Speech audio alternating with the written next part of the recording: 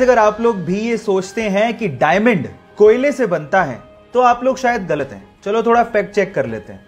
हम ये मानते हैं कि कोयला कार्बन से बनता है और डायमंड भी कार्बन से बनता है, लेकिन इसका मतलब ये कतई नहीं है कि हम लोग ये कह दें कि डायमंड कोयले से बनाया जाता है या बनता है। ऐसा कुछ भी नहीं है।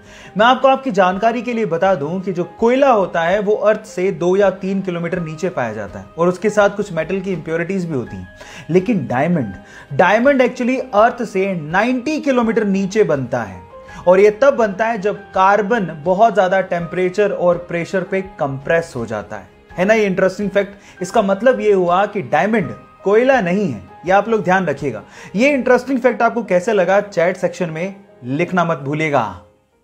अगर आप लोग चश्मा लगाते हैं तो चश्मे से रिलेटेड 2 प्रॉब्लम्स के सॉल्यूशन बताने वाला हूं। नंबर 1, अगर आप चश्मे के साथ साथ मास्क भी पहनते हैं, जो कि आजकल पहनना जरूरी है, तो आपके चश्मे पर पक्का फोग आता होगा।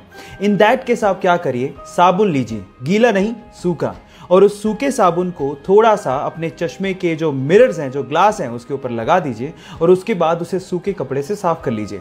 आपका ये जो फोग का प्रॉब्लम है वो ऑलमोस्ट गायब हो जाएगा। नंबर 2, अगर आपके चश्मे के ग्लासेस पर स्क्रैचेस हैं और ऑब्वियसली उससे बहुत ज्यादा विजन में प्रॉब्लम होती है, तो आपको क्या करना है, कोलगेट लेना है और उस कोलगेट को चश्मे पर थोड़ा सा लगाना है और उसके बाद आपको सूखे कपड़े से साफ कर लेना है। आपके स्क्रैचेस की भी प्रॉब्लम फटाफट से दूर हो जाएगी।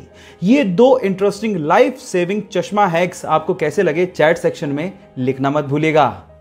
गाइस चलिए मैं आपको आज मैथ्स के 2 इंटरेस्टिंग फैक्ट बताता हूं। फैक्ट नंबर 1, आपने मैथ्स में फ्रैक्शनल नंबर्स के बारे में तो सुना होगा, वही 1/2, 2/3, 3/4।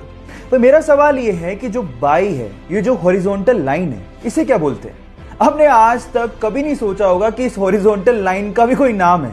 डोंट वरी, मैं आपको बताता हूं। इसका नाम है विनकुलम। याद रखिएगा, विनकुलम।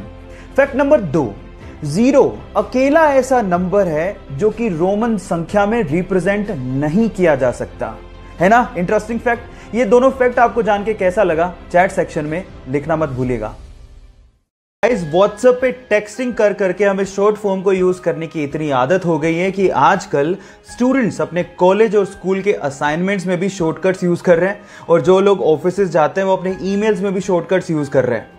जहां एक और बाकी देशों में ये शॉर्टकट्स बिल्कुल सही नहीं माने जाते, वहीं अगर आप न्यूजीलैंड में रहते हैं और न्यूजीलैंड के स्टूडेंट हैं तो वहां पर इस चीज को यूज करने की परमिशन है। जी हां गाइस, न्यूजीलैंड में 2006 के बाद से ही वहां के एग्जाम्स में शॉर्टकट्स को यूज करने की परमिशन है, ताकि एग्जाम में बड़े बड़े आंसर्स में ज्यादा समय बर्बाद ना हो।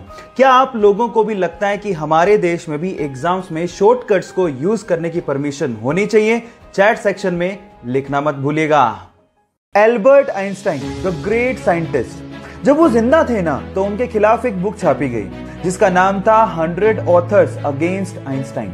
उसमें ऐसे 100 लेखकों की बातें लिखी हुई थी जो एल्बर्ट आइंस्टाइन को या तो गलत प्रूफ करना चाहते थे या उसके काम को मानते ही नहीं थे। इस बुक पे रिएक्शन देते हुए पब्लिकली आइंस्टाइन ने सिर्फ एक लाइन बोली। उन्होंने कहा, if I were wrong one would have been enough. अगर मैं गलत होता या मेरा काम गलत होता तो एक इंसान उसको गलत प्रूफ करने के लिए काफी था। कितना ठग लाइफ आंसर था ना आइंस्टाइन का। ये फैक्ट सुन के आपको कैसा लगा चैट सेक्शन में लिखना मत भूलिएगा। गाइस क्या आपको पता है कि 17 जुलाई को कौन सा डे सेलिब्रेट करते हैं? डोंट वरी, मैं आपको बताता हूं। 17 जुलाई को हर साल हम लोग वर्ड इमोजी डे सेलिब्रेट करते हैं। पर सवाल मेरा यह है कि इमोजी ये शब्द आया कहां से और इसका मतलब क्या है, ये भी मैं आपको बताता हूं।